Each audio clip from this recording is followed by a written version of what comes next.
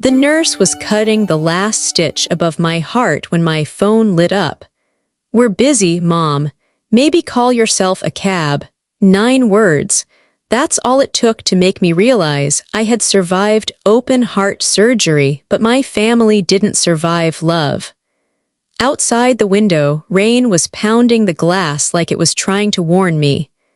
I tried to breathe, but each inhale hurt worse than the incision. My daughter's text glowed on the screen, bright and cold, a message typed by the same hands that once held mine through nightmares. The nurse smiled gently. "Your ride's here." I swallowed hard. "No," I whispered. "They're not coming." For a moment, I sat there, a mother who had spent her whole life showing up for everyone, left in a hospital hallway with no one showing up for her. That was the moment something inside me broke. Not my heart that had already been repaired. What shattered was the illusion that love and loyalty were the same thing. And just when I thought I'd have to drag my weakened body out into the rain alone, I heard a man's voice behind me, calm, grounded, unfamiliar. "You shouldn't be alone right now." I turned, and that's when I met Dr. Caleb Lawson, the stranger who would change everything I thought I knew about family, love, and myself. The message came through just as the nurse was wheeling me toward the lobby. "I'm sorry, Mom. We're both busy. Maybe call a cab." 9 small words, typed without hesitation, landed heavier than the anesthesia that still lingered in my veins. I stared at the screen until the letters blurred. My heart, freshly repaired and wrapped in medical precision, gave a tremor that had nothing to do with surgery. The automatic doors slid open, letting in the chill of early spring. I'd thought the world might look different after surviving the knife, clearer somehow, more forgiving. Instead, the air outside Savannah Memorial Hospital felt indifferent, as if nothing monumental had happened. The nurse smiled, polite and tired. "Your daughter on her way," I swallowed. "She's tied up." It wasn't a lie, but it wasn't the truth either.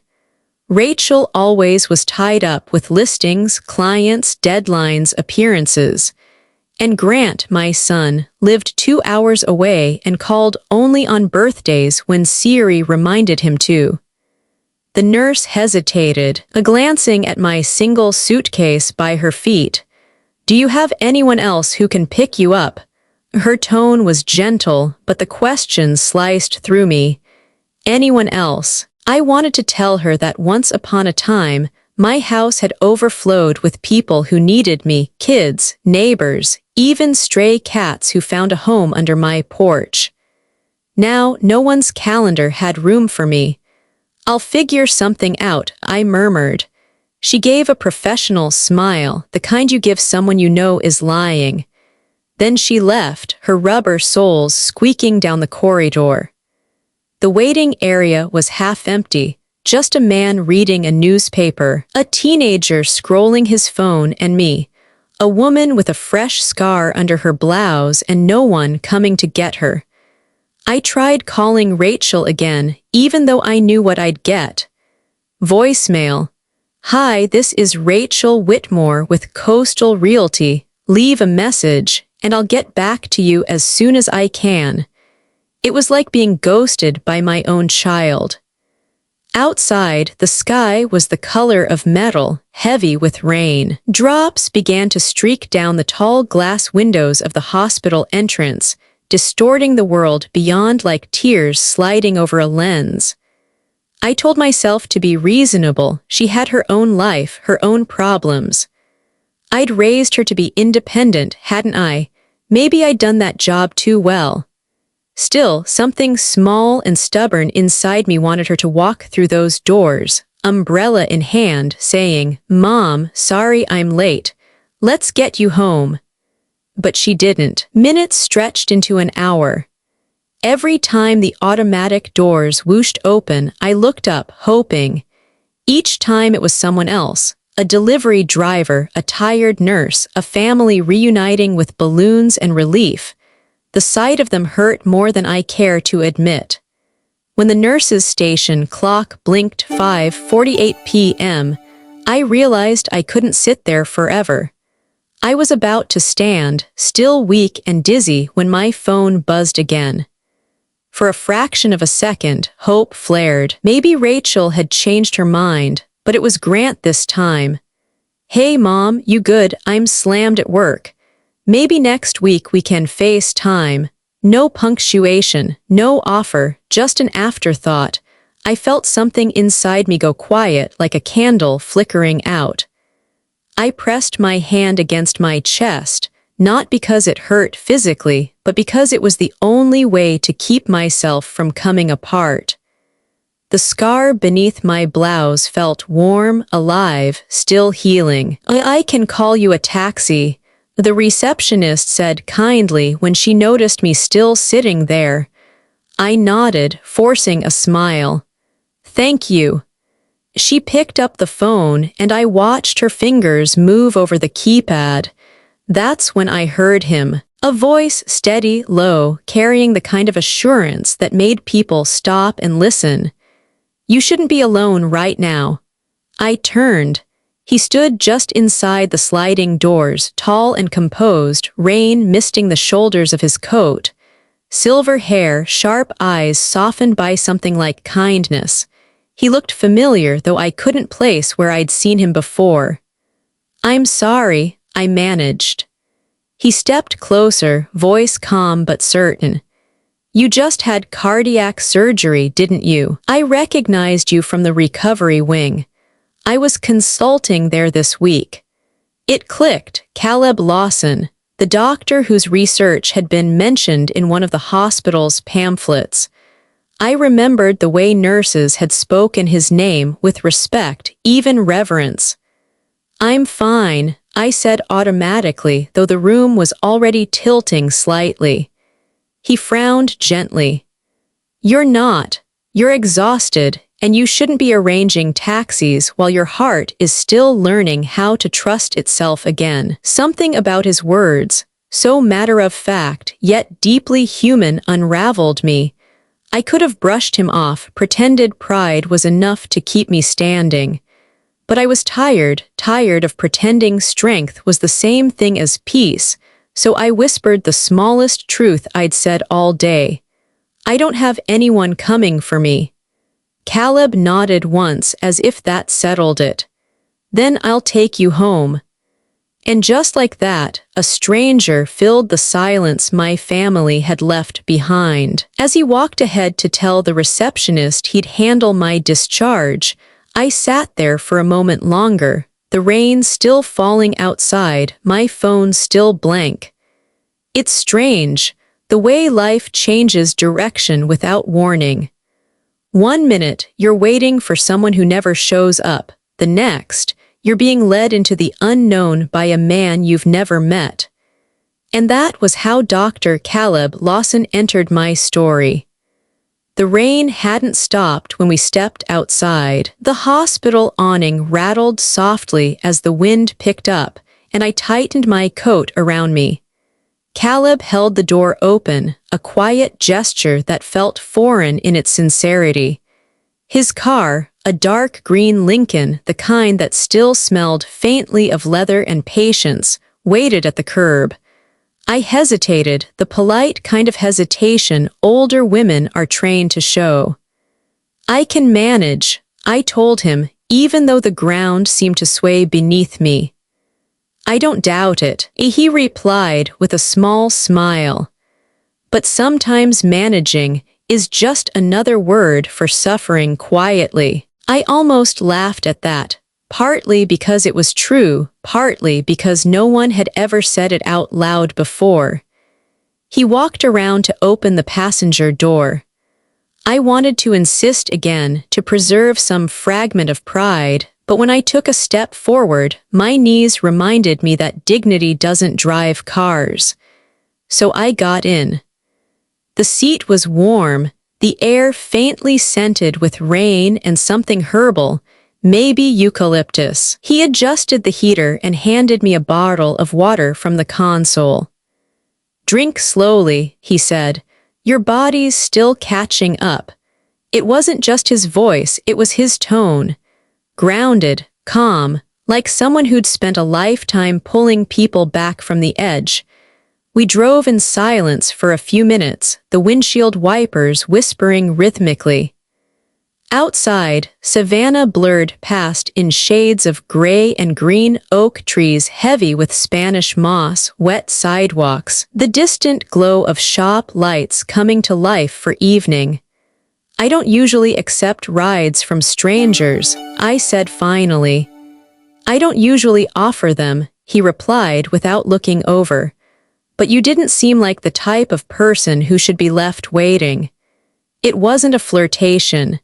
It was a statement of decency, simple, old-fashioned, and almost shocking in its directness. He asked for my address, and when I told him, he smiled. Ah, near Forsyth Park. I used to live a few blocks from there when my wife was alive. We'd walk the fountain path every Sunday morning. I'm sorry, I said softly. He nodded, eyes fixed on the road. Don't be, she was the reason I retired. I realized saving lives didn't make much sense if I forgot to live my own. His words hung in the air like steam from the vents. After a while, I asked, do you ever miss it, the operating room, I mean? Every day, he admitted, but I don't miss who I was in there. You get used to being needed every second of every day. It takes a toll when no one needs you anymore.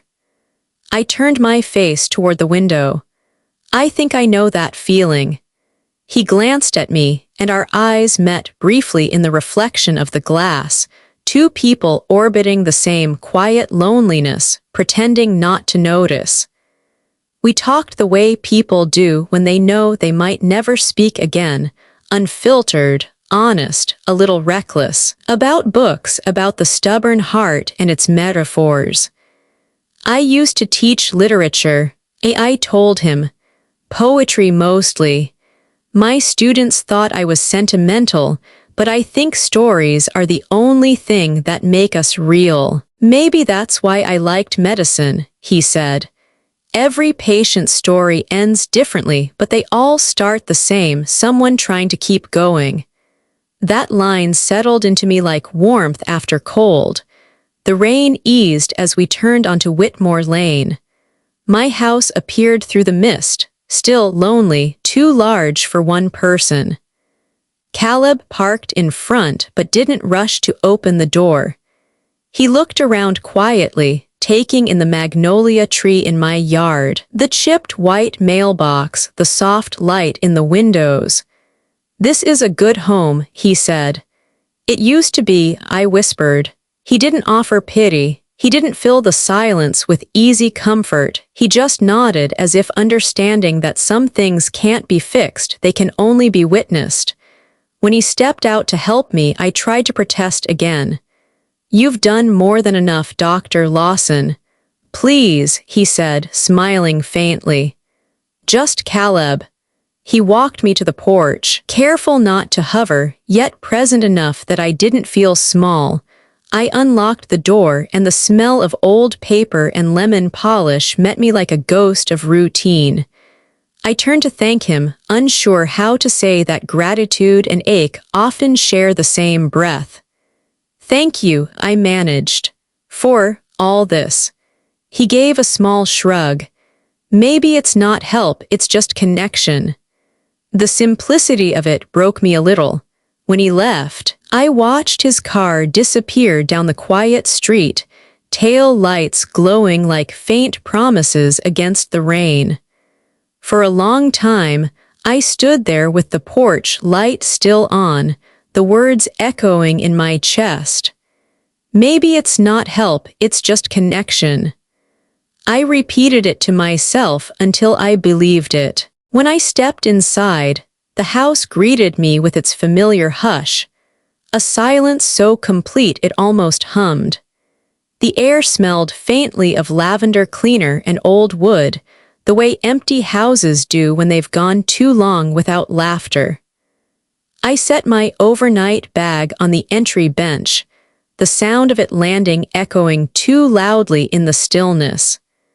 The light through the kitchen window was soft and gray, bending through the lace curtains my late husband used to tease me about. "You keep this place like a museum," he'd say. Maybe he was right. The first thing I saw were the framed photographs along the hallway: Rachel's graduation, Grant's wedding, little Mara's 5th birthday with frosting all over her cheeks. Every picture was full of motion, arms thrown around shoulders, smiles too wide for reality. Yet now, standing there, they looked like exhibits of a life I'd once funded but no longer belonged to. I pressed my hand against the wall for balance. The house wasn't large, but it felt enormous when you had no one to talk to. In the kitchen, I put the kettle on out of habit. The click of the burner was almost comforting. I used to make tea for everyone: jasmine for Rachel, mint for Grant, chamomile for my husband David. Now it was just one cup, steeping quietly while the refrigerator hummed its steady indifference. When my phone finally buzzed, my heart jumped before my mind could stop it. I half expected something tender, something like, "We're sorry, Mom." Instead, it was Rachel. "Glad you're okay, don't forget your meds." 2 sentences, clinical and efficient like a nurse writing notes on a clipboard. I typed a quick reply, "Thank you," and stared at the screen, waiting for the 3 little dots to appear. They didn't. A few minutes later, another message came in from Grant this time. Read, that was it. Not even words. Just a heart emoji, like tossing a coin into a wishing well and walking away before it hits the water. I leaned back in my chair and let out a laugh that didn't sound like one. Outside, the rain had stopped, leaving the world damp and glistening. I watched droplets roll down the glass, each one reflecting the dim light of the kitchen. Somewhere down the street, a dog barked. A car door slammed.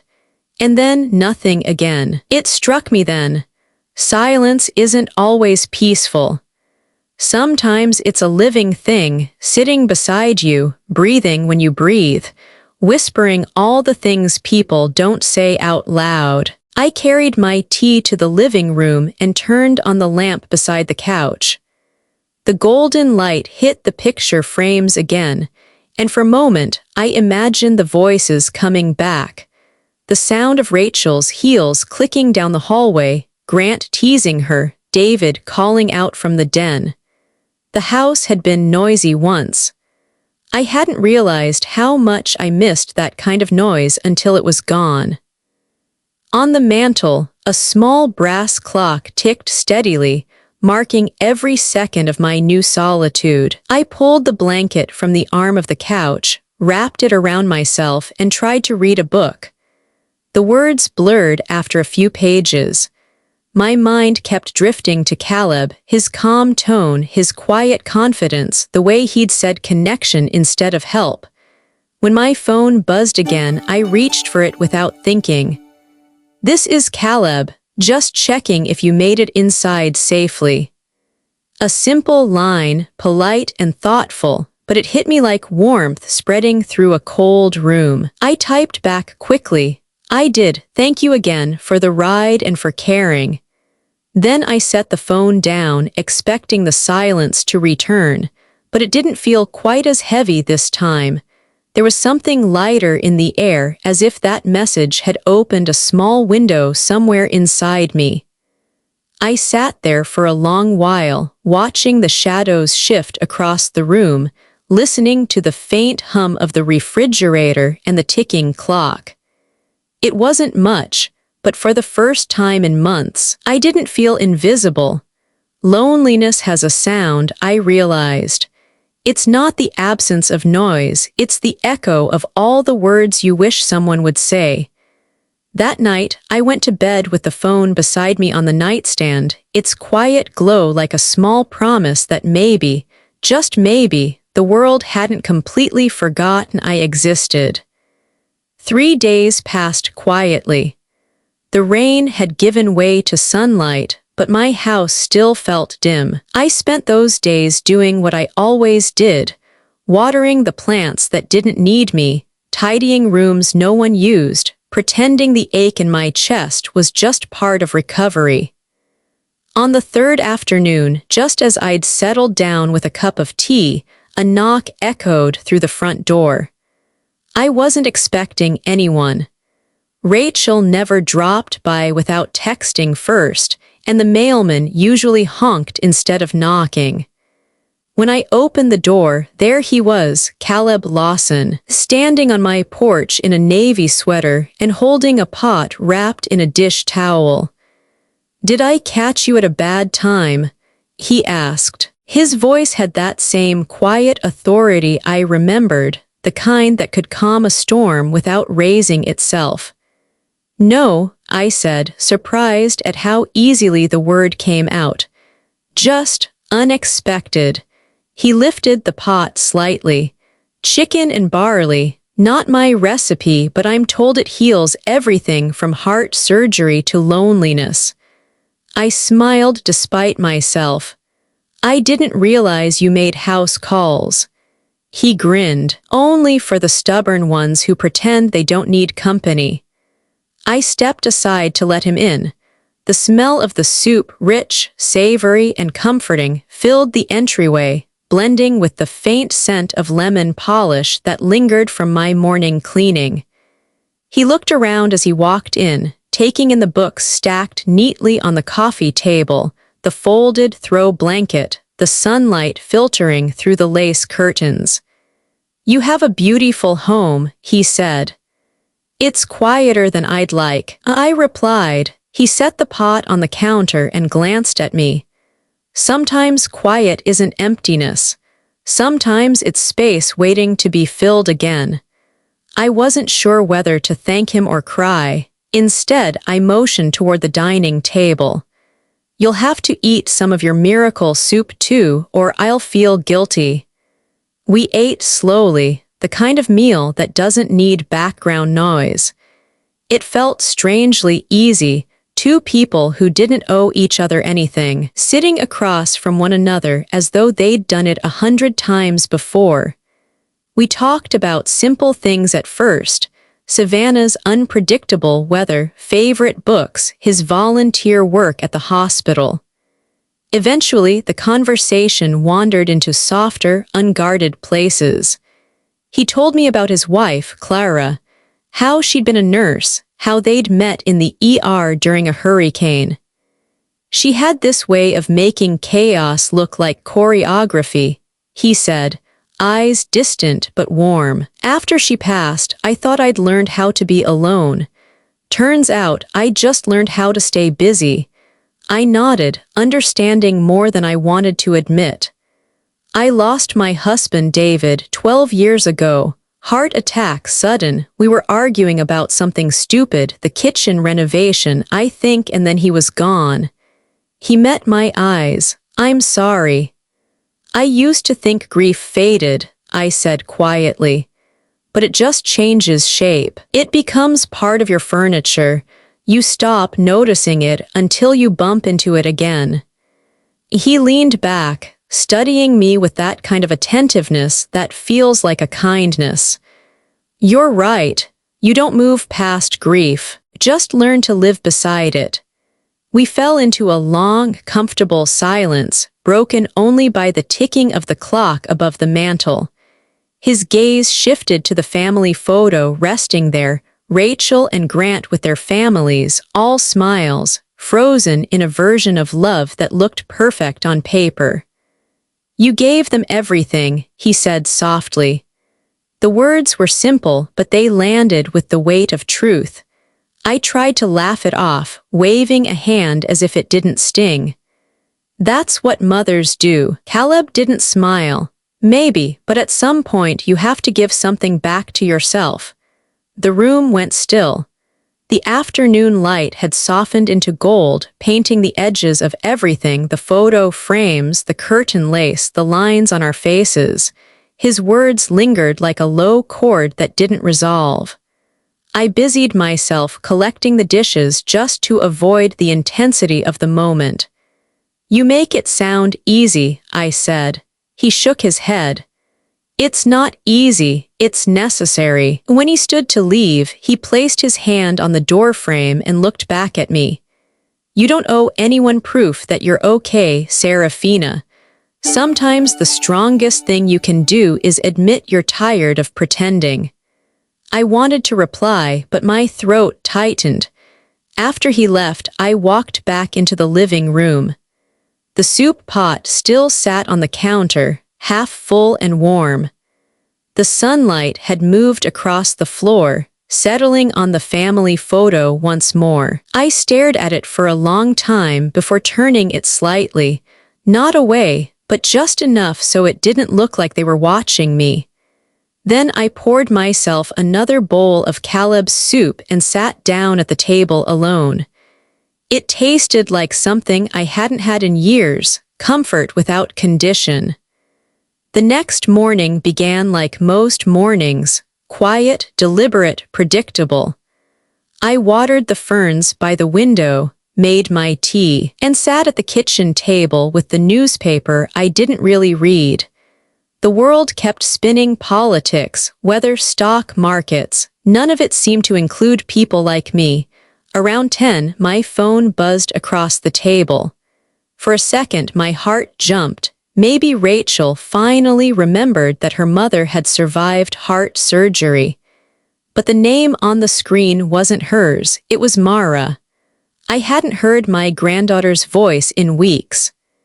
"Grandma," she said when I answered, her tones soft, careful. "I saw a picture of you in the hospital on Mom's Facebook. Why didn't she go with you?" The question was simple, but the innocence behind it broke something open in me. I closed my eyes, steadying my breath. "She wanted to, honey, but she was busy with work." Oh, a pause. "She's always busy." That small truth hung in the air. Children have a way of saying things adults are too polite or too ashamed to admit. "Are you okay now?" she asked. "I'm doing better," I said. "I'm getting stronger every day." "Good," she whispered. "You're my favorite person." The call ended before I could cry. I sat there a long time afterward, holding the phone like it was something sacred. Of all the people in my family, the only one who reached out without an agenda was the youngest. That evening, as the sky turned amber, another call came, this time from Caleb. His voice had the same calm steadiness, but there was a new warmth behind it. "I have a question for you," he said. I laughed. "You make that sound dangerous." "Depends on your definition of danger," he replied. "There's a charity dinner this Saturday. It's for the Savannah Public Library Restoration Fund. I volunteer on the board. It's nothing extravagant, but they could use a few more people who actually care about books." "You're inviting me." "Who else would I invite?" he said lightly. "You love stories. You understand the kind of silence that fills a room full of unread books." His phrasing was poetic, unexpected from a man of science. It made something warm unfold in my chest. Still, I hesitated. "Caleb, I don't really go out much anymore. I wouldn't know what to wear." He chuckled softly. "I've seen how you carry yourself, Serafina. You could wear a raincoat and still look like someone worth listening to." That line left me quiet for a beat. Compliments weren't something I received often anymore, not the kind that sounded like they came from observation rather than obligation. "Think about it," he said gently. "I'll pick you up at 7 if you say yes." After he hung up, I sat staring at my reflection in the window. The woman looking back at me seemed faded. My hair had grayed at the edges, my skin held the softness of time. But my eyes, they still held curiosity. That old spark that once made me feel like the world was something I could shape, not just survive. I walked into my bedroom and opened the closet. Rows of neutral clothes stared back, cotton sweaters, old blouses, dresses meant for practicality, not presence. Then, tucked in the back, I found it. A deep emerald dress I hadn't worn in years. David had bought it for me for our 30th anniversary. I'd loved how it made me feel then, elegant, alive like myself. I held it up to my chest and looked in the mirror. The fit would still work if I ignored the slight tremor in my hands. When was the last time I dressed for something that wasn't obligation? For so long, my life had revolved around being someone's mother, someone's helper, someone's memory keeper. Somewhere along the line, I'd stopped being Serafina. That night, I ironed the dress. The fabric shimmered faintly under the lamp, and for the first time in a long while, anticipation felt stronger than fear. I didn't know what the dinner would bring, awkward small talk, polite smiles, maybe nothing at all. But when I caught my reflection again, standing there in the mirror with a faint trace of color in my cheeks, I saw a woman I hadn't seen in years, a woman who still had stories left to tell. And before I could talk myself out of it, I texted Caleb back. Yes, I'd love to go. I stared at the message for a second, then hit send. It felt like a small act of rebellion, and maybe the first real step toward living again. Saturday evening came with a kind of nervous hum I hadn't felt in years. The emerald dress lay across my bed, its fabric catching the fading sunlight. I spent more time getting ready than I wanted to admit, ironing, fixing my hair, searching for a pair of earrings that hadn't seen daylight since my husband's funeral. When Caleb's car pulled up at 7 sharp, I caught my reflection one last time. Not perfect, but alive. That was enough. He stepped out in a dark suit that looked too formal for a small-town charity event, but somehow it fit him. The posture, the ease, the quiet grace of someone who'd seen both life and death and still chose gentleness.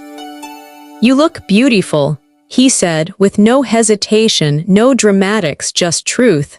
I smiled, a little flustered. "You look like someone who could talk his way into any room." He laughed.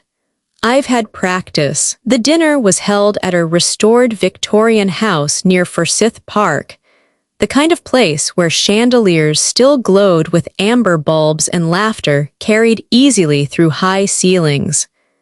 A string quartet played softly near the entrance, their music curling around conversations and champagne flutes.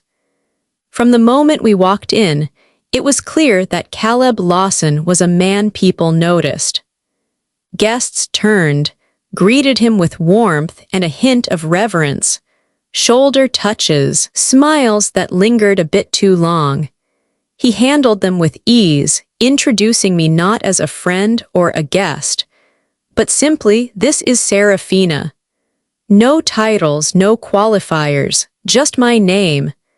We were seated at a long mahogany table filled with strangers, board members, donors, and a handful of faces that all looked comfortably polished. I felt out of place at first, adjusting my napkin and wondering if anyone could see how my hands trembled slightly. But Caleb had a way of anchoring me without saying much. Each time a new person joined the conversation, he'd find a way to draw me in. "Serafina used to teach literature," he'd mention, or "she's the only one here who actually reads the books we're raising money for." He said it with humor, but also respect. People listened when he spoke. They listened when I did, too, because he'd made space for me to exist there. Dinner passed in soft rhythms. The chime of silverware, the flicker of candles, the sound of rain starting again outside. Someone made a toast about community, another about legacy. I lifted my glass but didn't drink much. I was too aware of the moment, how strange it felt to belong, even temporarily. Halfway through dessert, one of the organizers asked Caleb to say a few words. He resisted at first, then finally stood, resting his hand lightly on the back of my chair before walking to the podium. He didn't talk about medicine the way I expected. Instead, he told a story. There was a young man I treated in my early years, he began, voice steady but low. 19. Motorcycle crash. His heart stopped 3 times in the OR. We got him back twice. The room fell silent. I did everything right, he continued. Every procedure, every protocol, but the 3rd time he didn't come back. And I remember standing there, looking at the monitor, realizing that sometimes doing everything right isn't enough. He paused, eyes distant but unflinching. That's the night I learned the difference between saving a life and respecting its limits, between control and grace. No one moved, even the string quartet had quieted. When he finally sat back down, the applause was soft but sincere. His hand brushed mine under the table, not by accident, not for show, but as a silent acknowledgement of what he'd shared. For the rest of the evening, we didn't talk much. It wasn't necessary. His vulnerability had said more than words could. As the event wound down and guests began gathering their coats, he helped me with mine. Outside, the rain had stopped, leaving the pavement shining like black glass. He walked me to the car, holding the umbrella steady even though the drizzle had faded to mist. I haven't been to something like this in a long time, I said quietly. It felt strange but good, like I remembered how to be a person again. He looked at me, his expression unreadable but kind. You never stopped being one. You just forgot how to see yourself that way. The streetlight caught in his silver hair, turning it almost golden. I wanted to say something, thank you maybe, but the words tangled in my throat. As he opened the passenger door, he added, voice softer now, Serafina, you don't have to keep apologizing for still being here. That sentence stayed with me all the way home. When he dropped me off, he didn't linger or ask to come in. He just waited until I was safely at the door, nodded once, and drove off into the night. Inside, I leaned against the door and closed my eyes, hearing his words again. You don't have to keep apologizing for still being here. It was the kind of sentence that rearranged something inside you, quietly, permanently. And as I stood there in the stillness of my house, I realized I no longer felt invisible. The morning after the charity dinner began with sunlight streaming through my curtains, warm, gentle, almost forgiving. I woke up lighter, still thinking about the sound of Caleb's voice when he'd said my name, the quiet assurance in his words. For the first time in a long while, I didn't dread the day ahead. That peace lasted exactly 43 minutes. At 8:17 a.m., my phone buzzed on the nightstand. Rachel, her tone, sharp and polished, sliced through the line before I could even say good morning. So, she began, you went out with Dr. Lawson. I sat up slowly, heart still tender from the surgery and from something else I couldn't name. Good morning to you too, I said. Don't deflect, Mom, is it true? You were seen with him at the Savannah Library dinner last night. Seen, I repeated, I was invited. Her breath crackled through the phone, the sound of someone holding back judgment and barely succeeding. You mean the same Caleb Lawson who blocked Dad's investment proposal years ago, that Dr. Lawson. There it was, the real reason behind her sudden urgency. Not concern, not surprise, connection. Rachel, I said evenly, I had no idea about your father's investments 20 years ago, nor does it matter now. Oh, it matters, she said, her tone shifting into that cool, professional voice she used in boardrooms. He's still one of the most respected names in medical research. His foundation funds half the hospital programs in the state. Do you realize what kind of exposure this could create for you, for our family? Exposure. The word hung there, sterile and heavy. Rachel, I said quietly, he's not a headline, he's a person, a kind one, she scoffed. I'm not saying he's not, Mom, but you have to understand optics. This could be significant. Optics, I almost laughed. I was a woman who'd spent most of her life helping others look good, my husband, my children, their homes, their holidays. Now even my friendships had to pass through the filter of optics. Don't make this bigger than it is, I said. He's just a friend. She exhaled, all clipped business. Fine, just be careful. People notice things. When the call ended, I sat on the edge of my bed for a long time. Not once had she asked how I'd slept, how my heart was healing, how my spirit was holding up. The only pulse that mattered to her was the social one. By early afternoon, I understood why. Caleb's name appeared on my phone again, not a call this time, but a notification. He'd posted a photo from the charity dinner. Him at the podium, smiling, hand resting lightly on my shoulder. The caption read, "Honored to spend the evening supporting our city's libraries, and to celebrate the remarkable resilience of my friend, Serafina Vance, whose strength continues to inspire me." My name, in public, it wasn't scandalous, not even suggestive, but it was visible. By 2 o'clock, my phone was buzzing like a hive. Messages from Rachel, from Grant, even from distant cousins who hadn't checked in since Christmas. Rachel, Mom, call me right now. What's going on? Grant, wait, is this the doctor? Lawson, the surgeon, how do you even know him? Rachel again, I just saw the post. This is serious, Mom, you need to be careful how this looks. Grant, is this some kind of mentorship thing or something else? Not one message asked, are you feeling okay? I put the phone face down and walked to the kitchen. The house felt smaller somehow, the walls listening, the air holding its breath. I made tea, my hands trembling slightly as the kettle hissed. Was this what visibility cost? Years of being unseen, and now that someone finally looked, really looked, my own family treated it like a scandal to be managed. The worst part wasn't their tone, it was their disbelief.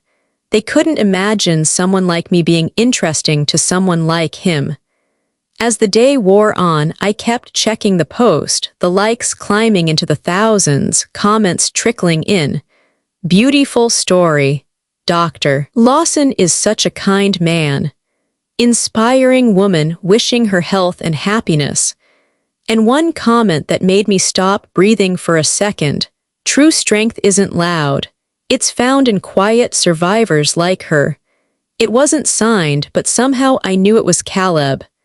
That night, as the messages kept pouring in, I silenced my phone and sat in the dark, tea cooling beside me. For years, my life had been invisible, my sacrifices, my loneliness, my fading hopes. Now, in one photograph, the world saw me, but my own children still couldn't. And that, more than anything, broke my heart all over again. They didn't call ahead. They never do when it's an intervention. It was just past noon when I saw Rachel's black SUV pull into the driveway, the kind of entrance that signaled control rather than concern. Grant stepped out first, adjusting his tie like he was preparing for court. Rachel followed, her heels clicking with purpose, her phone still in her hand even as she approached my door.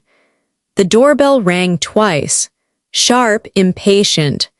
When I opened it, Rachel was already mid-sentence. "Mom, we need to talk." Her tone wasn't worried, it was managerial. Grant stood behind her, offering a half-smile that didn't reach his eyes. "Hey, Mom, you look good." I stepped aside. "Come in then, let's talk."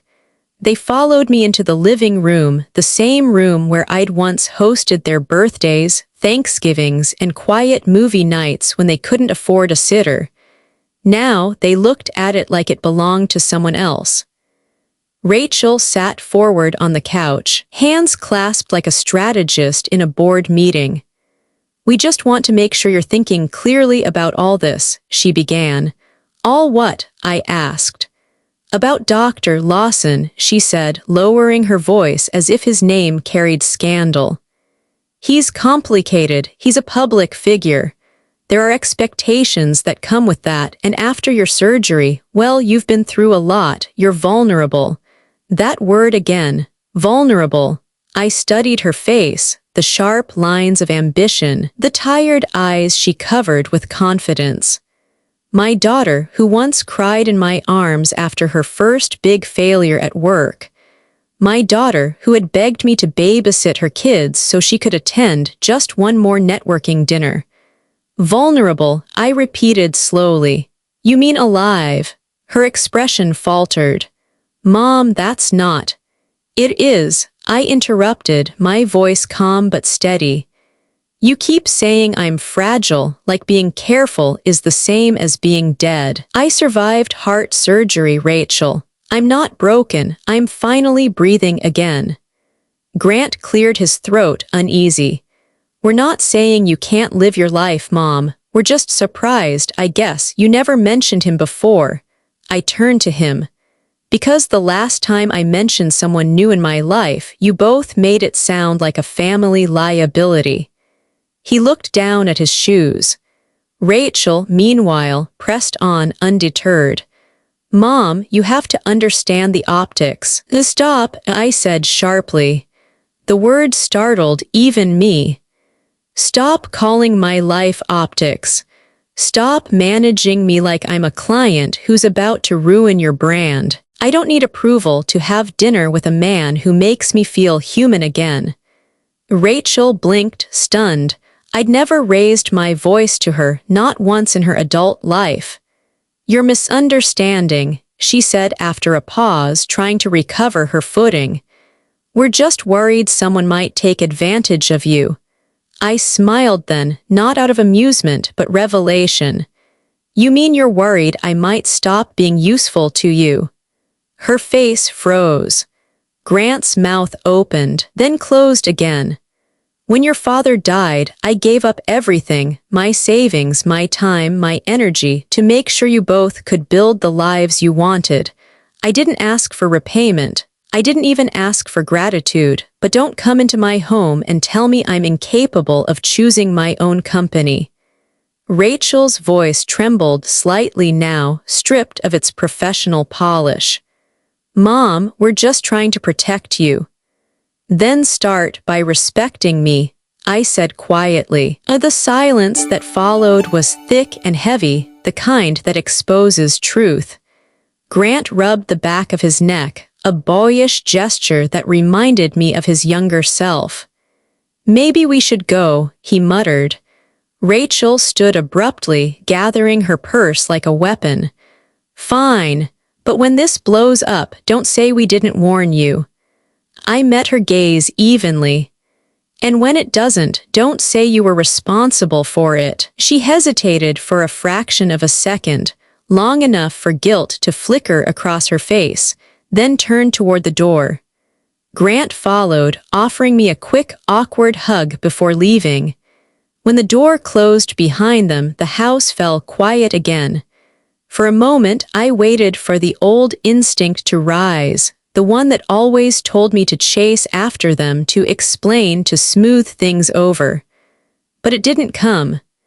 Instead, I exhaled, a long, steady breath that felt like years leaving my chest. The air around me seemed lighter, the silence no longer oppressive but mine. I walked to the window, watching their car pull out of the driveway. For once, I didn't feel abandoned.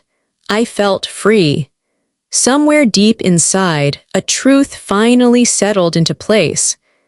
I wasn't losing my family. I was finally reclaiming myself. In Savannah, gossip travels faster than humidity. By Monday morning, my name had drifted through coffee shops, garden clubs, and church circles like pollen on the breeze. The widow and the doctor. It had a rhythm to it, curious, almost poetic. If I weren't the subject, I might have found it flattering. Apparently, someone from the charity dinner had seen Caleb walk me to his car, umbrella in hand, his fingers brushing mine. Another claimed we'd left together, which, technically, we had, but they said it with a tone that turned kindness into scandal. By Tuesday, the story had grown legs. She's seeing him, they said, at her age. Did you hear he called her remarkable? Maybe he feels sorry for her.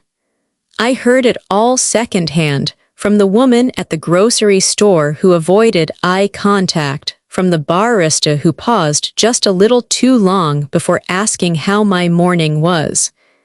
People whispered, I kept living. When you spend decades keeping everyone comfortable, you eventually learn the cost of being visible.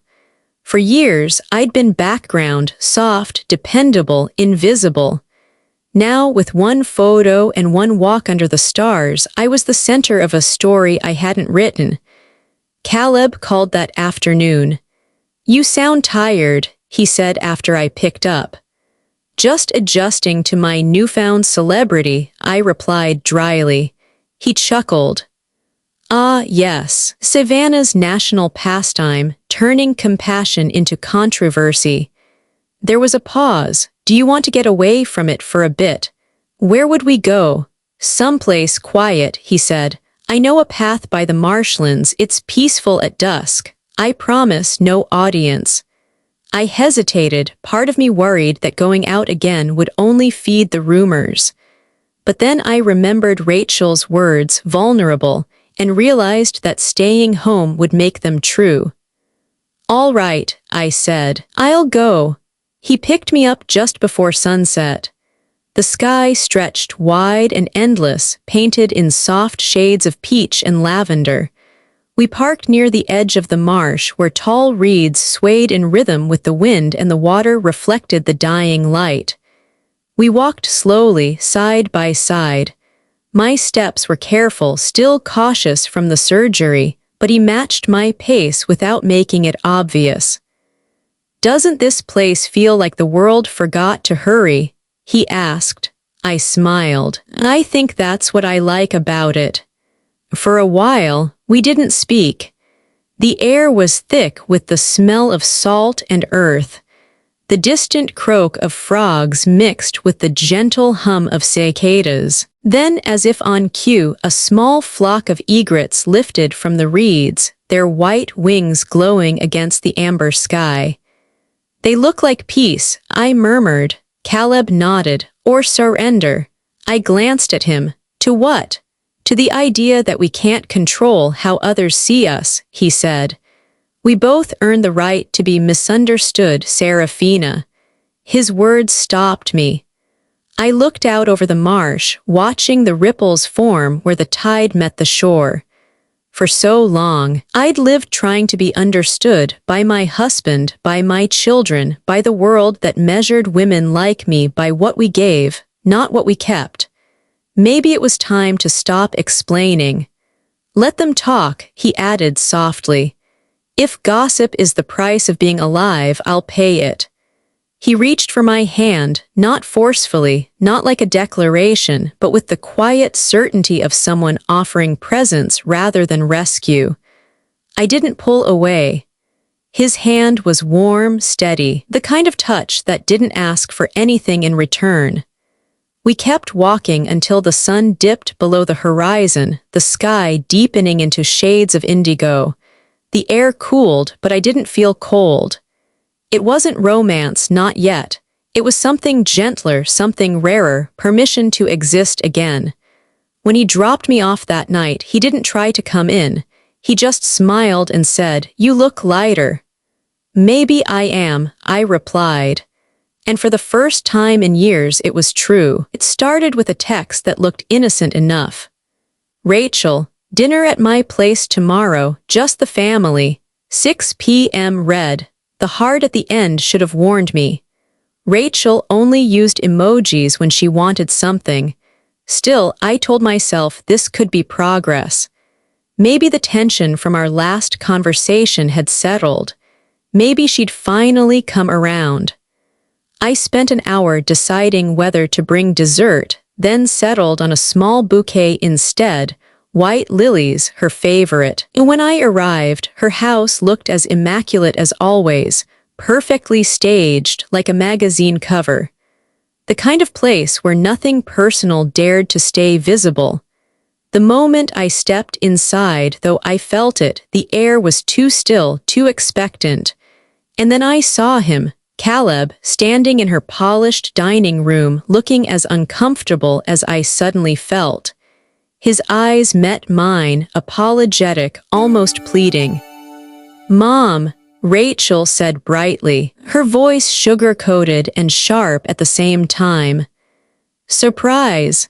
I thought we could all talk things through, with Caleb here too, for clarity." Clarity. The word stung like antiseptic. I set the flowers down on the counter, slowly, carefully. "I see," I said. "So this isn't dinner, it's a conference." "Mom," Rachel started, "you've been through so much emotionally, physically, we're just worried, and Caleb, well, he's been wonderful, but we all need to be on the same page." I looked at her, then at him. "And what page is that exactly?" Grant appeared from the kitchen, sleeves rolled up, wearing that strained smile people use when they're about to agree with someone they shouldn't. "We just thought this would be good, get everything out in the open." Caleb took a small step forward, hands in his pockets. "I didn't know I was being invited for an interrogation," he said lightly, though I could see the tension in his jaw. "But since I'm here, I'm happy to listen." Rachel crossed her arms. "Dr. Lawson, with all due respect, I know you mean well, but my mother is still recovering. Emotionally, she's vulnerable, and you're an influential man. I just want to be sure this isn't confusing for her." I froze, not because of what she said, but how she said it, like I wasn't in the room, like I was the topic instead of the person. Caleb's voice was calm but firm. "Your mother doesn't need your permission to be treated with dignity, and she certainly doesn't need a committee to validate her choices." Rachel blinked, surprised by his tone. "This isn't about dignity, it's about protection."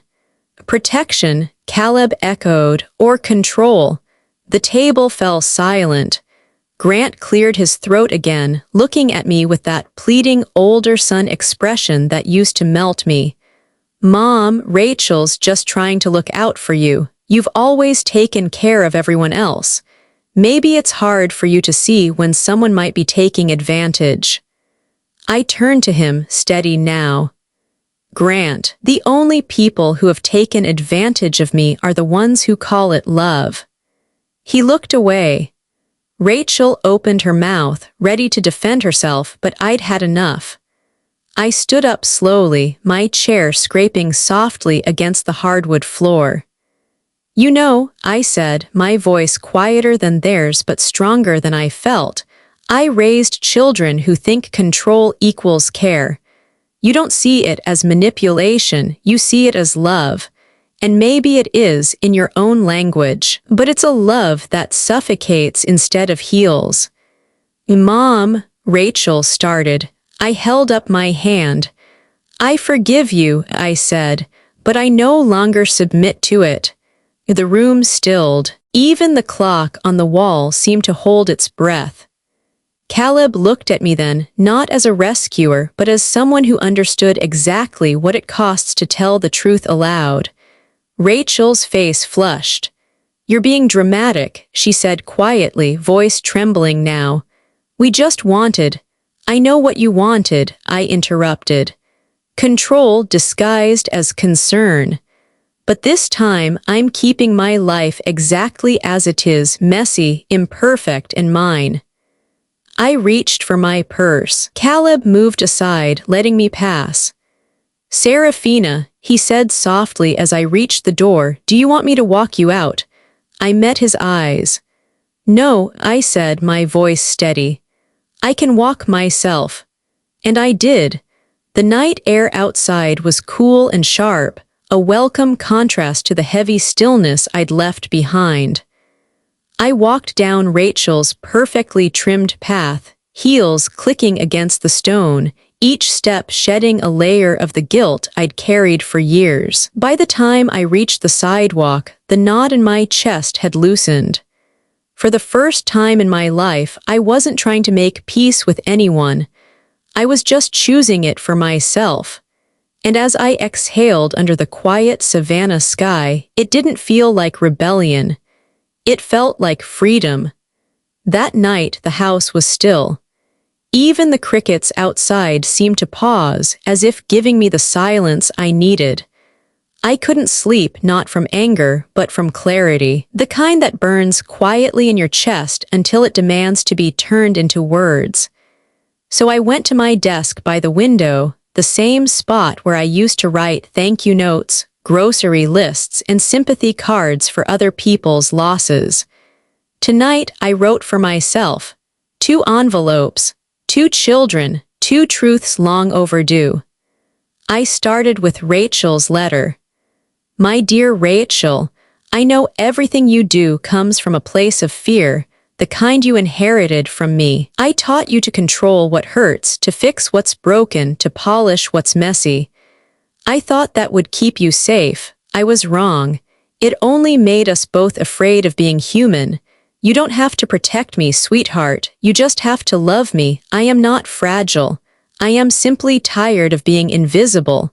I forgive you not because you asked, but because I want to move forward lighter.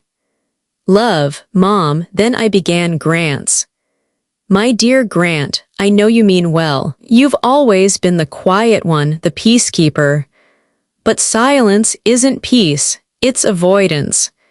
And I've spent too much of my life mistaking quiet for comfort. You don't need to take sides or smooth things over. You just need to stand as yourself, not as your sister's shadow. I hope one day you'll speak what's in your heart, even if your voice shakes. I love you, but I can't keep waiting for you to see me. Love, Mom. When I finished, I sat back in the chair and read both letters under the soft lamplight. They weren't angry, they were honest. Every word felt like a small release. For years, I'd swallowed my pain in the name of family harmony. Tonight, I finally gave it a voice, and that voice sounded like freedom. By the time dawn stretched across the sky, the ink had dried. The air outside smelled like wet grass and beginnings. I slipped on my sweater and stepped onto the porch.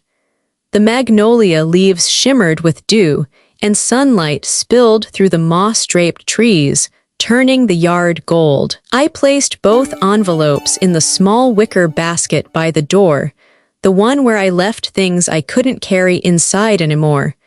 I didn't know if I'd actually mail them. Maybe I didn't need to. Sometimes writing the truth is enough to make it real. The creak of footsteps pulled me from my thoughts. Caleb appeared, walking up the path with 2 steaming cups of coffee. He wore that same easy smile that had unnerved me once but now felt like calm. "You're up early," he said, handing me one of the cups. I never really slept, I admitted. He sat beside me on the porch swing, the wood groaning softly beneath us. "You look lighter," he said after a moment. I smiled. I finally remembered what peace feels like. He nodded, his gaze drifting toward the trees. "It suits you." We sat there in comfortable silence, sipping our coffee, listening to the sound of morning unfurling, the low hum of cicadas, a bird singing somewhere near the fence, the slow rhythm of the swing creaking back and forth. For once, there was nothing left to prove, nothing to fix, no one to chase. I didn't need an apology to move forward. I'd already given myself the closure I'd been waiting for. When Caleb reached for my hand, I didn't hesitate. His fingers were warm, his grip steady, the kind of touch that says you're not alone anymore. And as the first full light of day spilled across my porch, I realized something simple but profound. Peace doesn't arrive when life gets quiet. It arrives when you stop arguing with your own heart. Weeks passed, the kind that slipped by quietly, soft mornings, slower days, long evenings filled with the simple grace of being alive. The letters remained in the basket by my door, untouched, unsent. It turned out I didn't need to mail them. The act of writing had already released something I'd carried too long. One Saturday afternoon, as the sun leaned toward the horizon, I heard the crunch of tires on gravel. A car door shut, light footsteps on the path. When I opened the door, it wasn't Rachel or Grant standing there, it was Mara. She'd grown taller since the last time I saw her, though she still wore her hair in the same loose braid that always escaped around her temples. She held a small bag of peaches from the farmer's market, her shy smile tugging at my heart. "Hi, Grandma," she said, almost whispering. I opened my arms. "Hi, baby." She stepped into the hug without hesitation. Her hair smelled like summer and salt air. We sat on the porch with glasses of iced tea, the air humming with cicadas. For a while, she told me about school, her art classes, a boy in her class who played guitar. Then her tone softened. "Mom's trying," she said finally. "She's just confused." The words hung there between us, honest and uncertain. I smiled gently. So was I once. She looked at me with those clear, curious eyes that skipped a generation. "Will you forgive her?" "I already have," I said. "That's how I keep my heart from turning into a cage." Mara nodded, not fully understanding, but sensing it mattered. Before she left, she hugged me again and said, "I like when you're happy, Grandma, you glow now." After she drove off, I stood for a moment, watching the dust settle on the driveway. Her visit had left a quiet warmth behind, the kind that lingers like sunlight on old wood. That evening, I went out to the garden. The air was thick with the smell of jasmine and damp earth. I slipped on my gloves and began pruning the rose bushes beneath the porch light. Their petals were pale and soft, catching the golden glow like tiny lanterns. I didn't hear Caleb's car pull up, but I felt his presence before he spoke. "You kept the light on," he said, stepping into the circle of light. He looked a little tired, travel-worn from his medical conference, but his eyes still held that familiar calm that steadied me. I smiled without turning around. I guess I was waiting. He stepped closer, voice low, teasing. For me. I turned then, meeting his gaze. The porch light reflected in his eyes. For a life that feels like mine again. For a moment, neither of us spoke. The night wrapped around us, the hum of insects, the faint breeze stirring the magnolia leaves, the soft rhythm of breathing between two people who had finally stopped pretending they didn't need connection. Caleb reached for my gloved hand, pulled it gently toward him, and kissed the back of it through the thin fabric. Then he removed the glove and pressed his lips to my bare skin, slow, reverent, almost sacred. He looked at me and whispered, "Sometimes the heart needs to break before it can open." I felt that truth settle deep inside me, not as pain, but as peace. I leaned against his shoulder, the porch light casting our shadows across the floorboards. For once, I didn't think about the past, or who might be talking, or whether my children approved. The world could whisper all it wanted. I had found my quiet. The roses glowed faintly under the light, the air thick with life and forgiveness. And as the night deepened around us, I finally understood, healing doesn't come from forgetting who you were. It comes from remembering who you still are. That was the night I stopped surviving and began living again. The porch light flickered softly that night, casting long shadows across the roses I had spent all summer nurturing. Caleb's hand was warm in mine, steady as the heartbeat I'd once been afraid to trust again. Somewhere in the distance, the crickets sang their endless lullaby, the song of things that survive quietly. I looked out at the street where my children once played, where I used to wait by the window for them to come home. For years, I thought love meant being needed. Now I knew it meant being seen. Mara's words echoed in my mind, "Mom's trying. She's just confused." Maybe we all were. Maybe every generation just tries to unlearn the pain the one before couldn't name. I turned off the porch light, finally ready to rest. The night didn't feel lonely anymore. It felt earned. Because healing isn't loud, and it isn't perfect. It's a slow return to yourself, one quiet moment at a time. And sometimes that's enough.